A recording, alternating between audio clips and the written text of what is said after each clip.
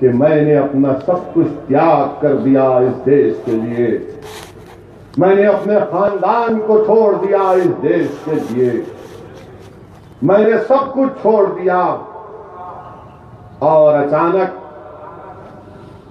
मुगल आजम का पिक्चर का सीन याद आ गया कि जज्बाती हो गए शेखू।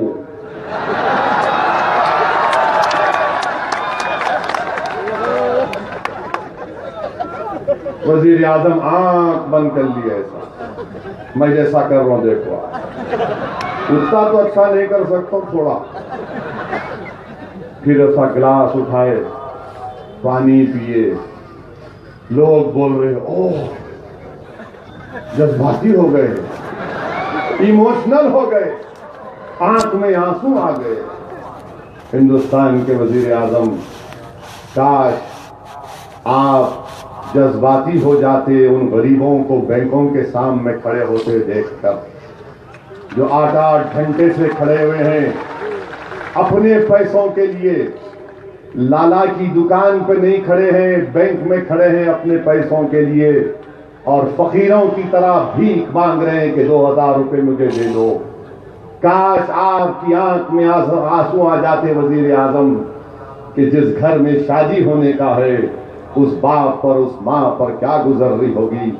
बिहार के कैमूर के हमारे एक भाई क्या, जिसको अपनी बेटी की शादी में जहेज देना था, तिलक की रस्म में 30,000 रुपये देना था, वो बाप फिक्र में, शॉक में स्ट्रोक हो गया।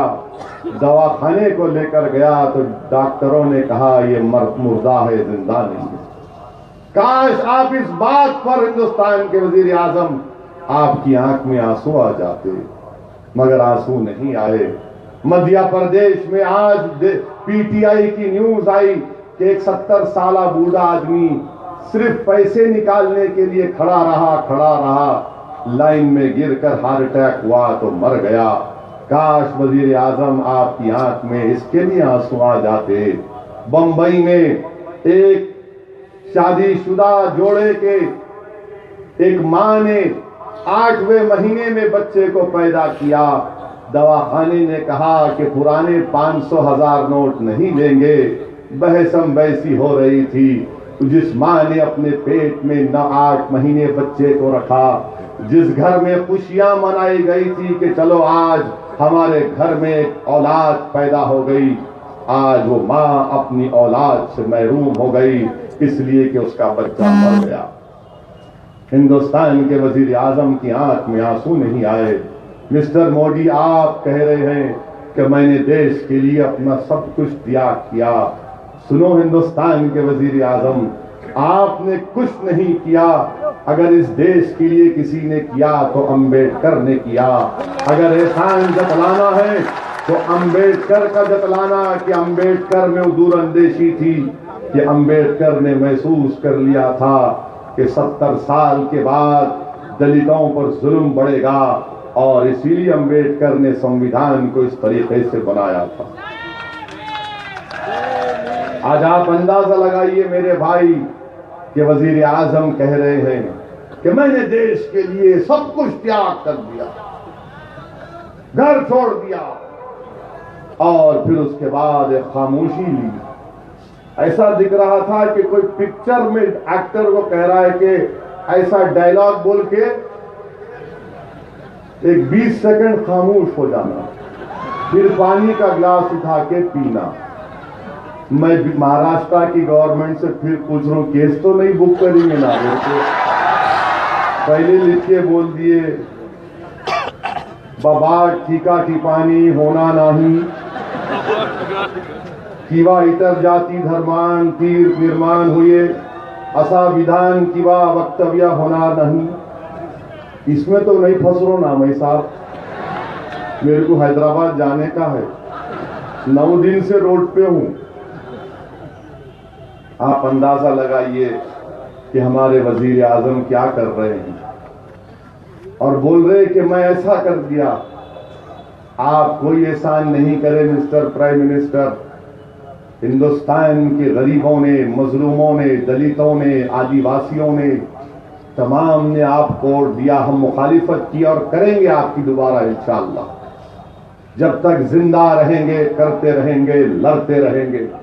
इस दुनिया से जाएंगे तो तुमसे लड़ते हुए जाएंगे, तुमसे भागेंगे नहीं, तुमसे डरेंगे नहीं। मगर हम कभी भी एहसान नहीं जतलाएंगे। एहसान बड़ेपन की का मुजाहरा नहीं है। ज़र्फ वाला कभी एहसान नहीं करता, ज़र्फ वाला कभी एहसान नहीं करता। हमारे वजीर आजम बोल रहे कि मैंने देश के लिए ये किया वो किया। हिंदुस्तान के वजीर आजम, अगर आपने सब कुछ किया तो दलितों ने भी बहुत कुछ किया। रोहित वेमुला की मां ने अपने बेटे को खोया। बताइए आप उससे क्या होगा? क्या रोहित वेमुला की मां ये कह रही है कि मैंने एहसान किया अपने बेटे को खोकर? रोहित वेमुला की मां ने कहा कि मैंने रोहित को खोया तो मैं बुद्धिज्म को अपनाऊंगी। आप कह रहे हैं कि आपने देश के लिए सब कुछ कुर्बान किया, तो वजीर आजम साहब, हमने बाबरी मस्जिद को खोया, हमने बाबरी मस्जिद को खोया। हिंदुस्तान के वजीर आजम, शहीद करने वाले कौन थे? कौन थे शहीद करने वाले? जो आज आपके मार्गदर्शक मंडल में बैठे हुए हैं, जिनके खिलाफ मुकदमा चल रहा है, उनकी मौजूदगी में किया गया। हमने फसादात में सब कुछ खोया, मगर हमने कभी एहसान नहीं जतलाया। बंबई के गली कूचों में खून की होली खेली गई, हमने भी खोया हमारे भाई बहनों को। हिंदुस्तान के वजीर आजम, गुजरात के फसादात में हमने अपनी मां और बहनों के पेटों को चीरते हुए देखा गया। रिलीफ कैंपों में लाखों को देखा, मगर क्या हमने? सुबह भी पूरा मन थी, फिर वहां से हम निकले, मलकापुर गए। मलकापुर में रात में अच्छा खासा जलसा हुआ। बड़े मैदान में कड़ाके की सर्दी थी, हजारों की तादाद में लोग थे। फिर मैं अपनी जबान से मजबूर हूं, फिर मोदी को तनकीद किया, फिर शिवसेना को बोला, कांग्रेस के बारे में बोला, बाबा साहेब अम्बेडकर की तारीफ की, शरीयत की बात की, अल्लाह और उसके रसूल का जिक्र पर महफिल खत्म हुई, तो कुछ गड़बड़ नहीं हुई। मलकापुर से निकले तो फिर उसके बाद रास्ते में कहा कि दरियापुर में रुकना है। मैंने कहा अच्छा है। दरियापुर में रुके।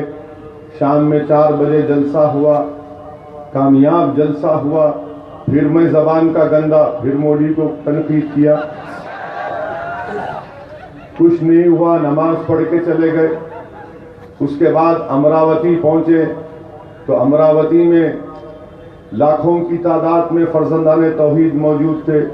फिर मैं अपनी जबान और अपनी फितरत का मजबूर, फिर मोदी पे तनकीद किया, शिवसेना को बोला, कांग्रेस को एक्सपोज किया, शरीयत के तहफ़्फ़ुज़ की बात की, मुसलमानों के इत्तेहाद की बात की, मंजलिस की मजबूती की बात की। फिर हम रात में निकल गए तो सुबह मालूम हुआ अमरावती में लोगों में और खुशी की लहर दौड़ गई। अब हम यहाँ पहुंचे यवत महल तो दिन सुबह में 12:30 बजे हुकूमत की तरफ से ये लव लेटर आ गया मेरे को। मैं बीजेपी और शिवसेना की गवर्नमेंट से कहना चाह रहा हूं कि 2012 से ये 2011 से हम जब कभी भी महाराष्ट्र में आना शुरू किए तो उस वक्त कांग्रेस की हुकूमत थी। मरहूम चीफ मिनिस्टर थे, बेचारे जिंदा नहीं है अभी, नहीं लेता नाम उनका, अशोकराव चौहान बने। अशोकराव चौहान बोलते थे कि नांदेड़ नहीं आने दूंगा वो इसी को मैं घुसने नहीं दूंगा नांदेड़ को। मैं आज आप यवत महल के लोगों के सामने बोल रहा हूं मेरे बाप दादा जो है वो महाराष्ट्र से हैदराबाद को आयसो है।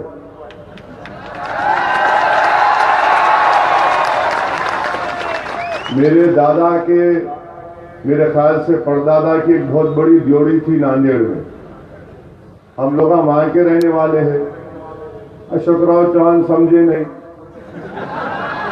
रोकते गए। हम बोले तुम रोकेंगे, हम नहीं दबेंगे।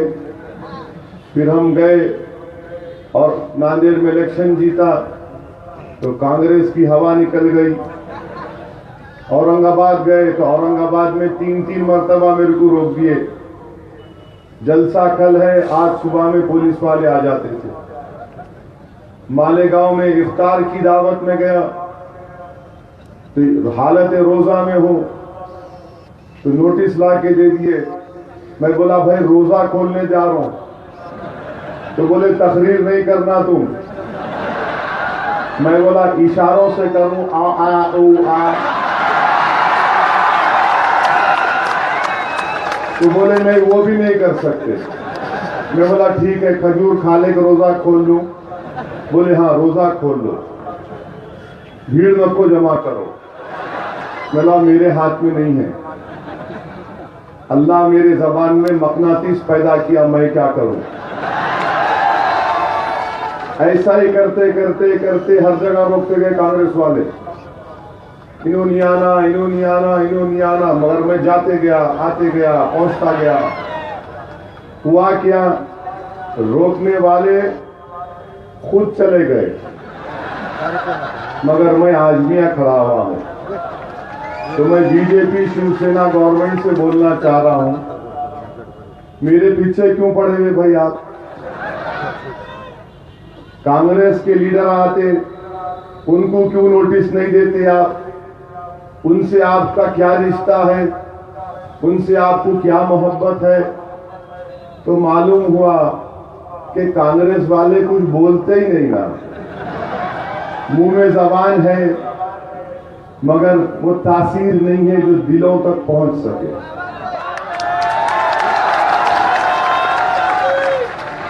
राष्ट्रवादी कांग्रेस है तो क्या बोलेंगे? बोलने गए तो पब्लिक पूछती वो 1.5 लाख करोड़ का इरिगेशन स्कैंडल कहां गया? अब बीजेपी शिवसेना नोटिस दे दिए मेरे को मराठी उतनी अच्छी नहीं आती, थोड़ा मैं लिखा लिया किसी से, तो पढ़ के सुनाता हूं लव लेटर में क्या लिखे मेरे को समझ में नहीं आ रहा। इस उम्र में लव लेटर भिजा रहे मेरे को। मैं बूढ़ा नहीं हुआ, मैं अभी जवान हूं और अल्लाह मुझे अगर 75 साल तक भी जिंदा रखा तो मेरा दिल जवान बनेगा। मराठी में लिखे, हमारे डॉक्टर माने साहब कॉन्स्टिट्यूशनल एक्सपर्ट है बीआरएसपी के। क्या लिखे मराठी में नोटिस में? कोणताही प्रकारचा अक्षप्रिया विधान व इतर जाती धर्म बात टीका टिप्पणी होणार नाही किंवा इतर जाती धर्मात स्थिर निर्माण होईल असा विधान किंवा वक्तव्य होणार नहीं। अब मैं जो बात बोलूंगा फिर ये पढ़ दूंगा, देने वालों को तकलीफ हो जाएंगी 10 बजे तक। अगर पेट की दर्द की दवा है तो मंगा लो,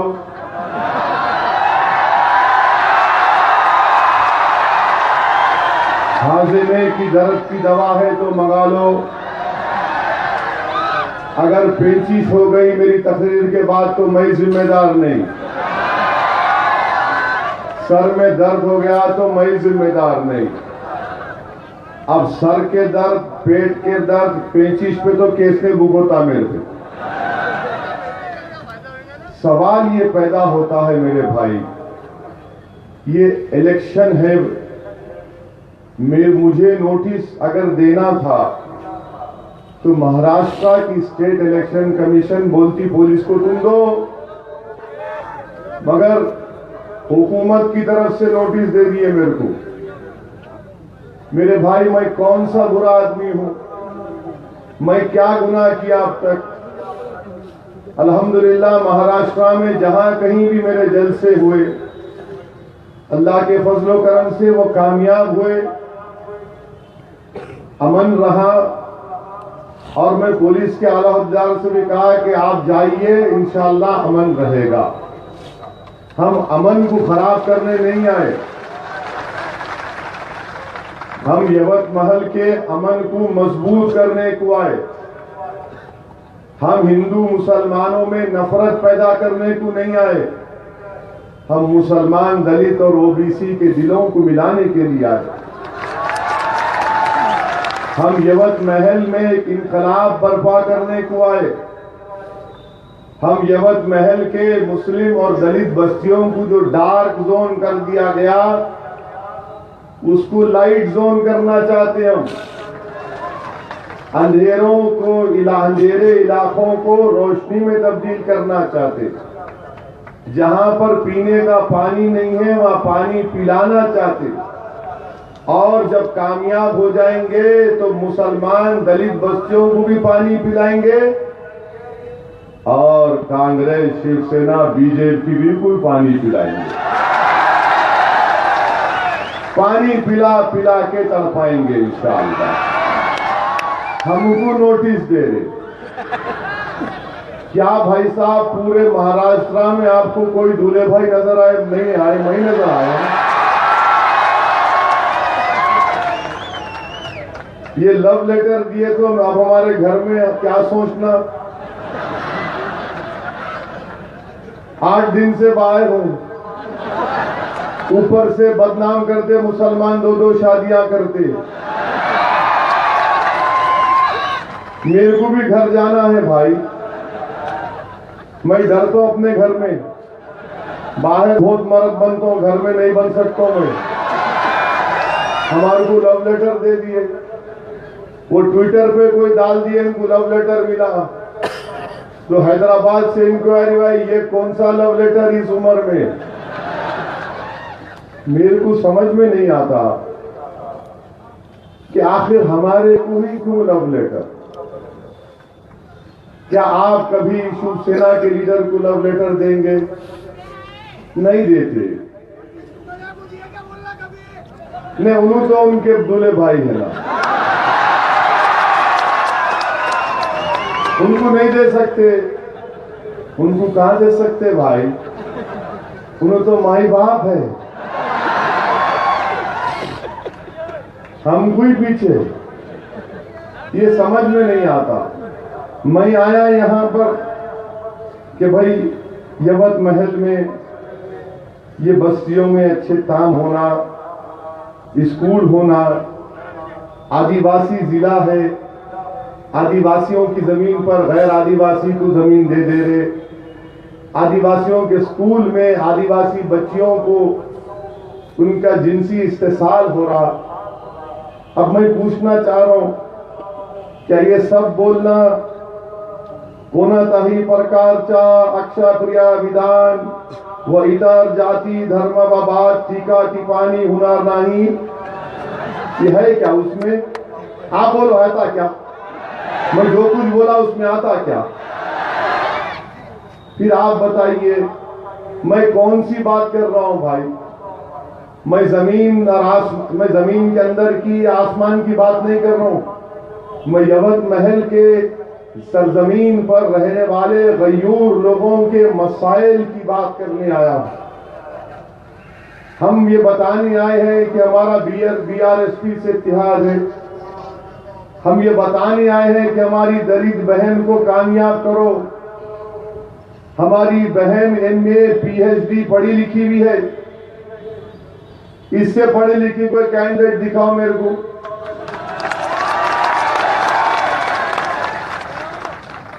फिर आप मेरे को लव लेटर दे दिए।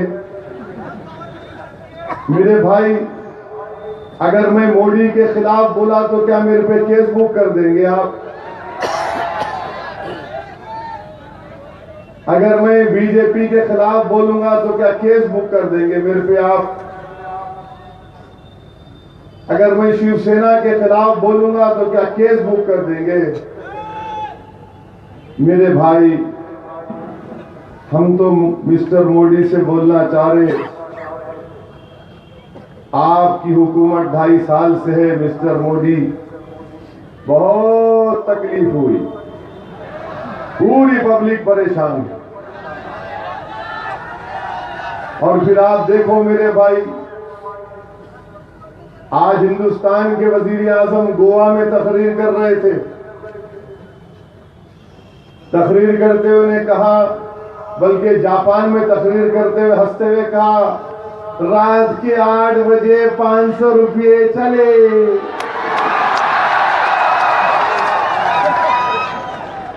घर में शादी है, पैसे नहीं है। और फिर वजीर आजम हंस रहे। हिंदुस्तान के वजीर आजम, जिसके घर में शादी हो रही होगी उसके बाप पर क्या गुजर रही होगी,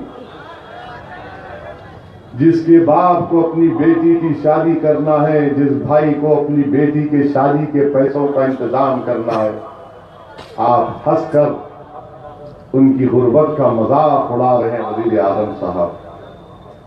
मैं फिर से अदब से पूछ रहा हूं, महाराष्ट्र गवर्नमेंट पे केस तो नहीं बुक करेंगे ना? नोटिस तो दे दिए, मैं मोदी के खिलाफ बोला, केस तो नहीं बुक करेंगे ना? फिर आप बताइए, हमारे वजीर आजम 500,000 रुपये ले लिए आपसे। मैं आपको यकीन दिला रहा हूं कि औरंगाबाद से निकल के भुसावल, भुसावल से मलकापुर, मलकापुर से हिंगोली, और जहां कहीं भी मैं देखा बैंकों में गरीब लोग खड़े हुए हैं, कपड़े फटे हुए हैं, धोती पहने हुए खड़े हुए हैं, दलित खड़ा हुआ है, मुसलमान खड़ा हुआ है, आदिवासी खड़ा हुआ है, लेडीज खड़े हुए हैं, बुर्खापोश खवातीन खड़े हुए हैं, और रोक कर पूछते हैं कि अम्मा, बाबा, मेरे भाई कितने घंटे से खड़े हैं? तो बोल रहे, भाई साहब 7-7 घंटे से खड़े हैं। क्यों खड़े हैं? तो बोल रहे, हमको 1000 रुपये निकालना है, हमको 1000 रुपये निकालना है। हिंदुस्तान के वजीर आजम, आप तो कभी निकलते नहीं ना, आप तो खाली जापान में जाकर हमारी गरीबी का मजाक उड़ा के आए।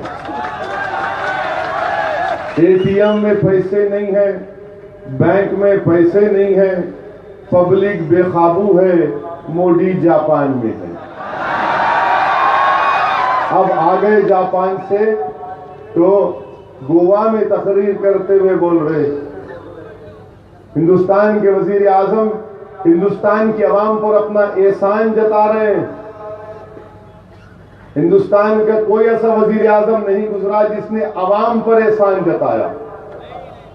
अगर मैं एमपी बना, हमारी बहन इंशाअल्लाह चेयरमैन बनेगी, हमारे उम्मीदवार कॉरपोरेटर बनेंगे, इम्तियाज जलील एमएलए हैं, तो हम एहसान नहीं जता सकते, बल्कि पब्लिक ने हम पर एहसान किया।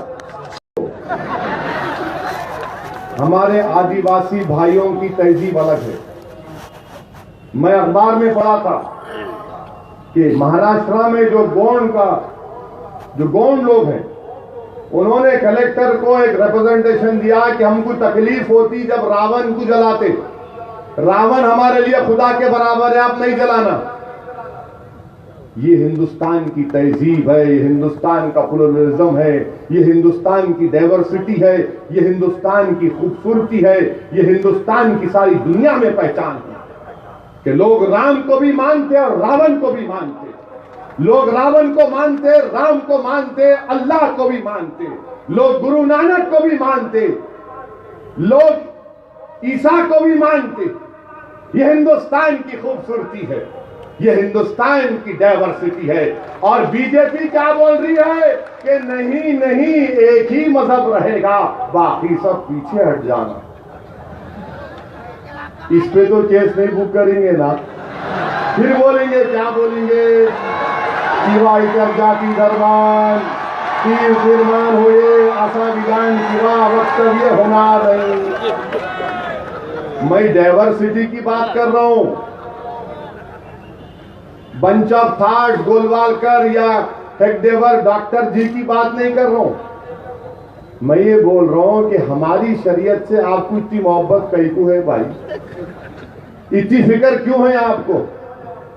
मेरे अजीज दोस्तों बुजुर्गों, ये हिंदुस्तान के वजीर आजम को जेब नहीं देता कि आप इतने बड़े अजीम ओहदे पर हिंदुस्तान किया, आपकी पार्टी पर एहसान किया, बल्कि सदका दिया, तुमको वजीर आजम बनाया, और आप हिंदुस्तान को हिंदुस्तानियों के नहीं देख रहे हैं। आप सिर्फ बीजेपी या आला जात के ब्राह्मणों के वजीर आजम नहीं है, आप दलितों के भी है, मुसलमानों के भी है, ईसाइयों के भी है, आदिवासियों के लिए भी है, सिखों के लिए है, सबके लिए है। और वजीर आजम बोल रहे तलाक खत्म कर देंगे। क्यों? क्या आपको मालूम शरीयत के बारे में? हम तो बोल रहे ना अपने माशरे को अच्छा कर रहे, मगर वजीर आजम कुछ और बात कर रहे। मेरे अजीज दोस्तों और बुजुर्गों, हम ये मुल्क जब आजाद हुआ या उससे पहले मुल्क जब लड़ाई लड़ी गई, कितना टाइम है जी भाई? नहीं तो फिर केस बुक करेंगे 10:01 पे इन्हों बोले। 8 मिनट है मेरी घड़ी में, एनसीपी की घड़ी नहीं, मेरी घड़ी है। कहीं तुम समझेंगे एनसीपी की घड़ी में है। मेरे भाई, क्या जरूरत थी इस बात को करने की? हम तो अपनी शरीयत में खुश है। हम इस देश की आजादी में सबसे पहले हम लड़े मिस्टर मोदी। कौन थे? अल्लामा फजल खैराबादी रहमतुल्लाह अलैह। कौन थे? जाफर अली थानेश्वरी रहमतुल्लाह अलैह। कौन थे? जीनत महल। कौन थे? मौलाना अहमदुल्लाह खान। कौन थे? अली आफरीदी। ये लोग बहादुर लोग थे जिन्होंने सब कुछ अपना कुर्बान किया, अंग्रेजों से लड़ा, अपनी जानें गंवा दी, और जब अंग्रेजों ने उनको फांसी पे चढ़ाया तो मिस्टर मोदी हमारे बुजुर्गों ने कहा, सुनो अंग्रेज सरकार, तुम्हारी चार दीवारी या तुम्हारे फांसी के फंदे हमारे आवाज हक को रोक नहीं सकते। हम कलमा ला इलाहा इल्लल्लाह बोलकर अपने रब से जा मिलेंगे, मगर अंग्रेज सरकार से माफी नहीं मांगेंगे। इस देश की जंग की आजादी महात्मा गांधी के आने से नहीं शुरू हुई। ये देश सिर्फ नेहरू की कुर्बानियों से आजाद नहीं हुआ। ये देश सिर्फ सरदार पटेल की मेहनत से आजाद नहीं हुआ। ये देश की आजादी में हमारे उलमाओं की कुर्बानियां थी शुरू की गई। और इस देश को अगर किसी ने सही राह दिखाया, और फिर से कह रहा हूं, बल्कि हकीकत यह है कि अगर इस देश में सबसे बड़ा कोई लीडर गुजरा, गांधी से बड़ा कोई लीडर गुजरा, नेहरू से बड़ा कोई लीडर गुजरा, पटेल से बड़ा कोई लीडर गुजरा, तो वो बाबा साहेब अम्बेडकर। मेरे अजीज दोस्तों और बुजुर्गों, आज पहचानो अपने आप को। मेरे भाई, शरीयत को अपनाओ। जरा ठहरो, अभी खत्म नहीं हुई मेरी बात, अभी बोलना बाकी है उनकी लव लेटर के बारे में। और मेरे भाई, शरीयत को अपनाओ, शरीयत का तहफ़्फ़ुज़ करो। तुम शरीयत का तहफ़्फ़ुज़ करेंगे तो शरीयत तुम्हारी हिफाजत करेंगी। तुम मस्जिदों को आबाद करेंगे तो तुम आबाद मस्जिद को नहीं कर रहे, तुम अपने घर को आबाद कर रहे। तुम अगर रात के अंधेरे में मस्जिद को जाओगे तो तुम्हारे घर में उजाला होगा। अगर तुम सर्दियों में उठकर मस्जिद को जाओगे तो तुम्हारी गर्मी में तुम्हारे घरों में मोहब्बत और गर्मी बरकरार रहेगी। अगर तुम अल्लाह को छोड़ दोगे तो फिर कोई तुम्हारा नहीं है, कोई हमारा नहीं है। हमारे पास कोई चीज है तो हमारा रब है, हमारा रब है, हमारा रब है। इसके सिवा हमारे पास कुछ नहीं है। हमने सबको देख लिया मेरे भाई। आओ, अल्लाह की रस्सी को मजबूती से थाम लो, अल्लाह की रस्सी को मजबूती से थाम लो और मुंतशिर ना हो। ये पाक परवरदिगार कह रहा है मेरे भाई, अल्लाह की रस्सी को मजबूती से थाम लो, इंसाफ हमसे होगा इंशाअल्लाह ताला। और याद रखो, जो लड़ेगा, जो पूछेगा, जो सवाल करेगा, जो पढ़ेगा, वही कामयाब होगा। हम महाराष्ट्र की हुकूमत से पूछना चाहेंगे कि क्यों नहीं आप रिजर्वेशन देते मुसलमानों को, मराठाओं को देना है तो आप, कौन रोकता आपको? मगर हमारे को तो बॉम्बे हाई कोर्ट ने कह दिया ना रिजर्वेशन दो, आप रिजर्वेशन दीजिए। महाराष्ट्र की बीजेपी गवर्नमेंट से हम कहना चाहेंगे, चीफ मिनिस्टर देवेंद्र फडणवीस से कहना चाहेंगे, चीफ मिनिस्टर साहब 70% मुस्लिम औरतें दवाखानों में नहीं घर में अपने बच्चों को पैदा करती हैं। चीफ मिनिस्टर साहब, मुसलमानों में शहरी और देही इलाकों में जो बीपीएल का तनासुब मुसलमानों में है वो 85% है। चीफ मिनिस्टर साहब, दलितों के बाद, आदिवासियों के बाद अगर कोई कौम 70% एक कमरे में रहती है तो हम हैं चीफ मिनिस्टर साहब, हम हैं। हम कब तक अपने बच्चों के साथ एक एक कमरे में रहेंगे? महाराष्ट्र की जेलों में सबसे ज्यादा अगर कोई जेल में है तो दलित, आदिवासी और मुसलमान है। बताओ हमारे लिए कौन रोएगा? प्राइम मिनिस्टर, आप अपने लिए रो रहे हैं, बताओ हिंदुस्तान के दलित और मुसलमान और आदिवासियों के लिए कौन रोएगा? मगर हम नहीं रोएंगे मेरे भाई, हम बहुत रो चुके, अब हम नहीं रोएंगे, अब हम कभी आंख में आंसू नहीं लाएंगे। हाँ, हम बहैसियत मुसलमान एक तौहीद परस्त, हम अल्लाह के आगे सर झुकाकर खूब रोएंगे, मगर जब उठेंगे तो दुनिया के सामने अपने आंसू नहीं दिखाएंगे। हम वक्त के नमरूद को, वक्त के फिरौन को, वक्त के यजीद की आंखों में आंसू लाएंगे। अब आओ मुत्तहिद हो जाओ, इनको रुलाओ, इनको रुलाने का वक्त आया है।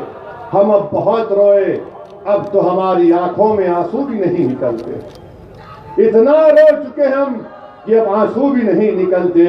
हिंदुस्तान के वजीर आजम अगर मुस्लिम औरतों से इंसाफ की बात कर रहे हैं मिस्टर मोदी, तो फिर भोपाल की जेल से जो लोग भागे उनसे इंसाफ क्या होगा? अजीब बात है। क्या टाइम है? 2 मिनट है। 2 मिनट है। आप सोचिए, तो शॉर्ट में बता रहा हूं, शॉर्ट में T20 की तरह 8 लोग जेल कूदे, 32 फीट की दीवार कूद सकते आप? मैं आपको 10,000 रुपए देता हूं, कूदते? आप बोलेंगे क्यों, तुम्हारे को नारा मारे तो समझे हम दीवार करके कूदेंगे तुम्हारे लिए। 8 के 8 कूदे करते, कूद के, दीवार कूद के, घड़ी पहने, जूता पहने, बेल्ट लगा के 8 के 8 दूल्हे की बारात के साथ चलते हुए चले गए पहाड़ तक। मेरे भाई, जेल में मैं भी रहा, जेल में जूता नहीं पहनते, घड़ी नहीं पहन सकते, बेल्ट नहीं लगा सकते। इनके पास ये है। हम वजीर आजम से सिर्फ इतना ही बोल रहे कि अगर आप मोहब्बत करते तो यकीनन आप मोहब्बत करते होंगे। हमारी गलती है, हम आप पे डाउट करते, आप मोहब्बत करते। टीवी पर जो दिखाया गया, क्या दिखाया गया टीवी पे कि पुलिस का वायरलेस सेट पे कह रहे हैं सिग्मा 1 2 3, 8 लोग बातचीत कर रहे, क्या करना? तो उधर से आवाज आई टपका दे, फिर आवाज आई 5 गिर गए, बोले 3 को लुढ़का दे। फिर टीवी पे हम देखे कि एक आवाज कह रही है इसमें जान बाकी है, मार मार मार मार। मेरे भाई, आपकी और मेरी माँ और बहन भी है, उन बच्चों की माँ और बहन भी होगी, उन पर क्या गुजरी होगी। हमने सारी दुनिया को बताया। मैं इस जलसे से वो बहादुर बंबई पुलिस के कांस्टेबल को सलाम करता हूं, उसका बहुत बड़ा एहसान है वो तुकाराम का, जिसने अजमल कसब को जिंदा पकड़ा और उसके पकड़ने पर हमने अजमल कसब पर मुकदमा चलाया, दुनिया को बताया कि ये हम इंसाफ देते हैं। वो अजमल कसब, वो जालिम, वो कुत्ता जिसने 100 से ज्यादा हिंदुस्तानियों को मारा था, हमने उसको फांसी की सजा दी। इंसाफ ये होता है हिंदुस्तान के वजीर आजम। बहरहाल मेरे भाई, अब अपनी तकरीर को खत्म करूंगा लव लेटर के उन तमाम मोतबर बातों से। शायर ने लिखा है, होता ही प्रकारचा क्षरप्रिया विधान, वैतर जाती धर्मवाद किमान होणार नाही, किंवा इतर जाती धर्मांची निर्माण हुई असा विधान किंवा वक्तव्य होणार नहीं। 27 तारीख को वोट डालो लव लेटर के नाम पे। सलाम अलैकुम। माधुराव सरकुंडे साहब मेरे को बोले, असद साहब आपकी बात अच्छी नहीं है। मैं बोला मेरी हर बात ही अच्छी नहीं है, क्या बताओ आप क्या अच्छी नहीं है? ये बोले नहीं मैं मोहब्बत से बोल रहा हूं। मैं बोला क्या बोलिए? बोलिए अपनी तकरीर में तुम बार बार हिंदुस्तान हिंदुस्तान क्यों बोलते? ये हिंदुस्तान हिंदुओं का नहीं है, तुम भारत बोलना। मैं बोला ये बात पे दम है, भारत, उससे आगे नहीं बोलता मैं। भारत पे रुक जाता हूं, अब जो मीम से शुरू होता है उसको नहीं बोलता मैं। भारत पे रुक जाऊंगा। अब मीम से बोले तो मीम से मुसलमान, मीम से मीठा, मीम से मंजलिस, मीम से बहुत चीजें हैं, मगर वो नहीं बोलता मीम का। भारत पे खत्म। हम भारतवासी हैं, हम क्या बोलेंगे? जय हिंद बोलेंगे, भारत जिंदाबाद बोलेंगे। आरएसएस कुछ बोलती होंगी, बोलने दो बच्चों को। कहीं आरएसएस को बोला तो केस नहीं बुक करेंगे ना मेरे से फिर पे, किंवा इतर जाति धर्मांची निर्माण ये असा विधान किंवा वक्तव्य होना नहीं। ऐसा ही नोटिस देते रहे तो एक दिन मराठी बोलना शुरू कर दूंगा इंशाअल्लाह।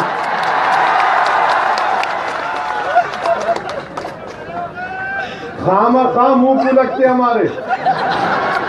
अच्छा खासा बैठा हुआ था मैं, पेट मेरा खराब हुआ, दवाएं मैं खा रहा हूं, इन्हों लाके मेरे को ग्लूकोज दे दिए, बोलो बोलते।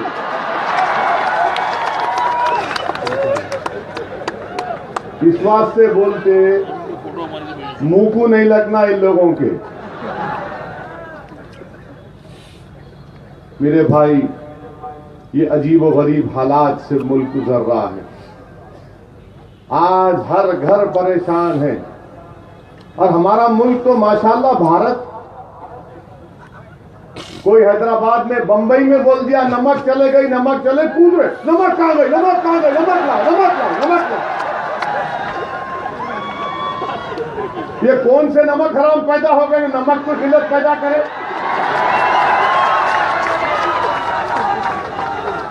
₹250 नमक बिकी कहते हैं बम्बई में किलो। हाँ 400, यानी अभी बकरे का गोश्त और नमक एक ही कीमत पे। मुबारक मोदी साहब, मुबारक। खाने वाले खाने, well done, well done, very good. फिर भी आप देश पे एहसान किया, मैंने सब कुछ छोड़ दिया। हाय तेरा छोड़ना। 400 रुपए किलो नमक, 500 रुपए बड़े छोटे का गोश्त। बड़ा तो खैर गायब हो गया, ना दलित खा सक रहे, ना हम खा सक रहे, ना आदिवासी खा सक रहे। नमक भी उतनी कीमत की, गोश्त भी उतनी कीमत की। क्या अच्छे दिन नहीं आ गए? वाह वाह वाह। मेरा पैसा बैंक में है, मेरे को फकीर कंगाल बना दिए। मेरे को गोश्त नहीं मिल रहा, मैं गोश्त खरीदने, तरकारी खरीदने जा रहा हूं तो बोले टमाटे से ज्यादा कीमत नमक की हो गई। उन्हें सर पकड़ के बैठ गया। हैदराबाद में कोई बोल दिए, रोड पे लोग भाग रहे, नमक नमक नमक नमक। अरे दिल्ली में बोले नमक नमक नमक नमक। अरे क्या है भाई, ये मुल्क है या क्या है ये? इस तरह से भारत में हुकूमत करेंगे आप? मिस्टर मोदी एहसान मत करो आप। आप गरीबों के लिए काम करो, कीमतों को कम करो, नौजवानों को नौकरियां दो, दलितों पर जुल्म बंद करो। दलितों पर एट्रॉसिटी एक्ट निकालने की बात कर रहे, कहीं ये बोला तो ये तो नहीं लग जाएगा कोणताही प्रकारचा अक्षरप्रिय विधान व इतर जाती धर्माबाबत टीका टिप्पणी होणार नहीं। एट्रॉसिटी नहीं निकालना बोल रहा हूं, केस लगाते क्या 149 क्या है कि भाई आजकल जिसको बोले आतंकवादी बोल के गोली मार दे रहे। रोहित वेमुला को बोले ने दलित ही नहीं है तो उसको मरना जायज करार दीजिए। किसका राज नहीं चल रहा, अपना राज चलेगा इंशाअल्लाह ताला। याद रखो, हिंदुस्तान में अवाम का राज चलेगा, ठेकेदारों का जालिमों का राज ना कभी चला है ना चलेगा। हिंदुस्तान ने देख लिया कि इंदिरा गांधी ने जुल्म किया तो भारत के भारतवासियों ने निकाल कर फेंक दिया। मोरारजी देसाई ने हुकूमत नहीं की तो भारत के भारतवासियों ने निकाल कर फेंक दिया। राजीव गांधी ने बाबरी मस्जिद के ताले खोले, इख्तिदार से महरूम हो गया। नरसिम्हा राव बाबरी मस्जिद को शहीद कराया तो मरने से भी परेशानी हो गई। और आज आप आए हैं तो याद रखिए ये भारत बहुत बड़ा है, भारत बहुत बड़ा है और रहेगा। मुल्क मुझसे और आपसे बड़ा हिंदुस्तान के वजीर आजम। फिर से पूछ रहा हूं, बीजेपी शिवसेना से केस तो नहीं बुक करेंगे ना? क्या लिखिए, वो इतर जाति धर्माबाबत टीका टिप्पणी होना नहीं। मैं कुछ नहीं बोल रहा हूं, कानून के दायरे में बोल रहा हूं। केस बुक नहीं कर सकते मेरे पे, आप नहीं बुक कर सकते, इसलिए कि मैं हक को बयान कर रहा हूं। मेरे भाई, अब हम एक ही बात कहना चाहेंगे हुकूमत से, ये अंधेरे बहुत हो गए। तो किसी शायर ने अच्छा कहा, इस अंधेरों का जिगर चीर कर नूर आएगा। इस अंधेरों का जिगर चीर कर नूर आएगा। तुम हो फिरौन तो मूसा भी जरूर आएगा।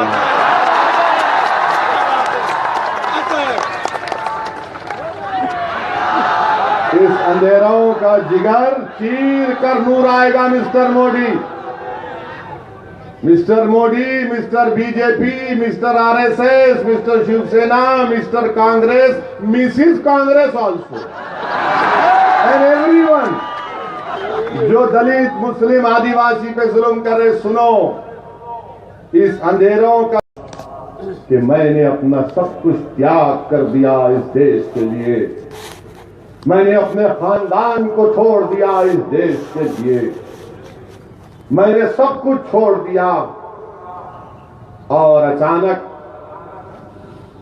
मुगल आजम का पिक्चर का सीन याद आ गया कि जज्बाती हो गए शेखू।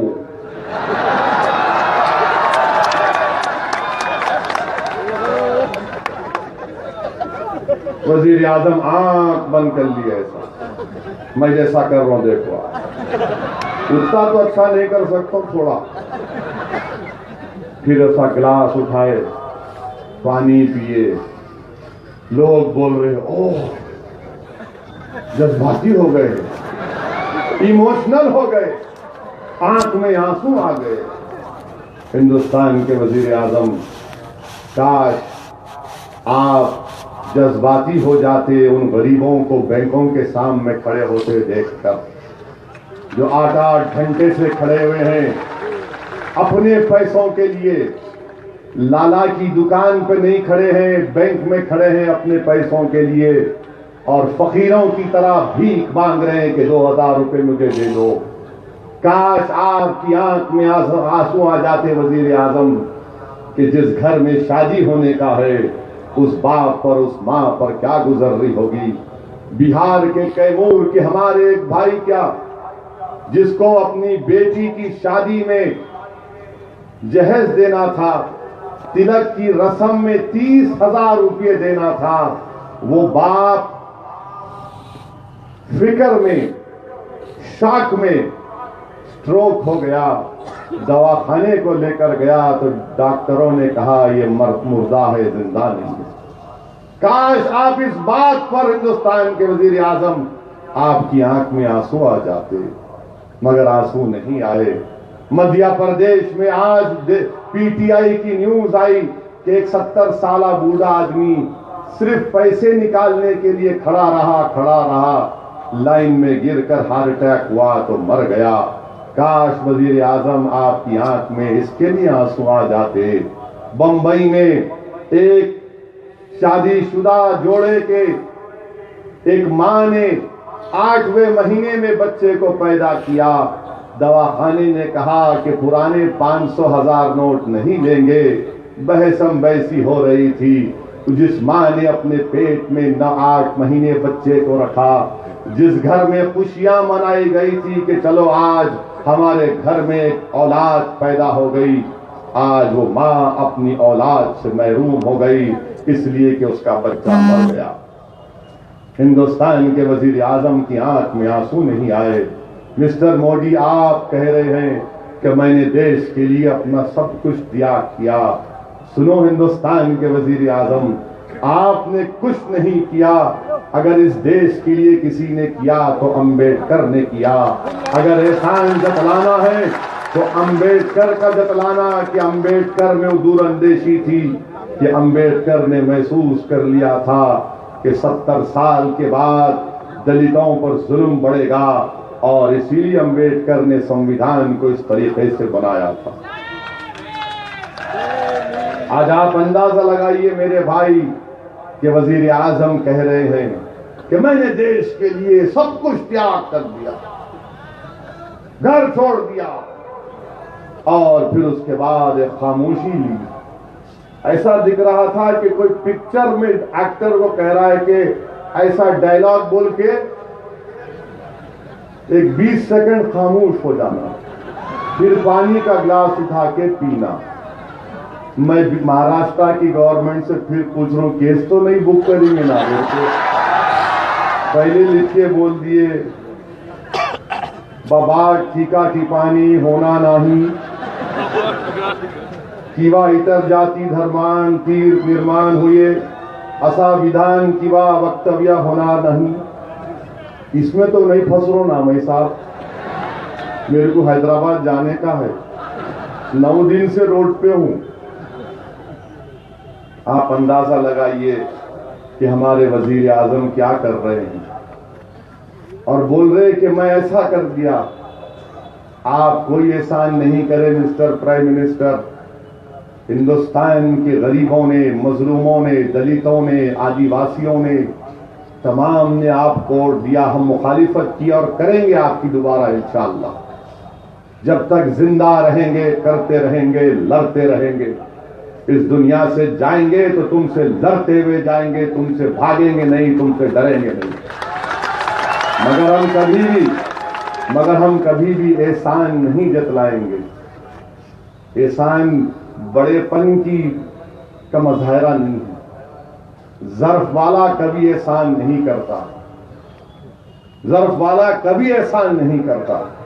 हमारे वजीर आजम बोल रहे कि मैंने देश के लिए ये किया वो किया। हिंदुस्तान के वजीर आजम, अगर आपने सब कुछ किया तो दलितों ने भी बहुत कुछ किया। रोहित वेमुला की मां ने अपने बेटे को खोया, बताइए आप उससे क्या होगा? क्या रोहित वेमुला की मां ये कह रही है कि मैंने एहसान किया अपने बेटे को खोकर? रोहित वेमुला की मां ने कहा कि मैंने रोहित को खोया तो मैं बुद्धिज्म को अपनाऊंगी। आप कह रहे हैं कि आपने देश के लिए सब कुछ कुर्बान किया, तो वजीर आजम साहब, हमने बाबरी मस्जिद को खोया, हमने बाबरी मस्जिद को खोया। हिंदुस्तान के वजीर आजम, शहीद करने वाले कौन थे? कौन थे शहीद करने वाले? जो आज आपके मार्गदर्शक मंडल में बैठे हुए हैं। जिनके खिलाफ मुकदमा चल रहा है, उनकी मौजूदगी में किया गया। हमने फसादात में सब कुछ खोया, मगर हमने कभी एहसान नहीं जतलाया। बंबई के गली कूचों में खून की होली खेली गई, हमने भी खोया हमारे भाई बहनों को, हिंदुस्तान के वजीर आजम। गुजरात के फसादात में हमने अपनी मां और बहनों के पेटों को चीरते हुए देखा गया। रिलीफ कैंपों में लाखों को देखा, मगर क्या हमने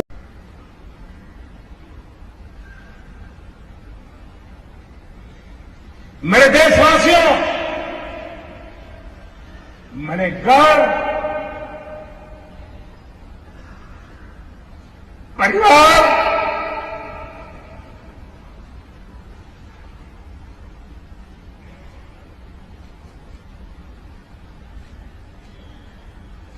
सब कुछ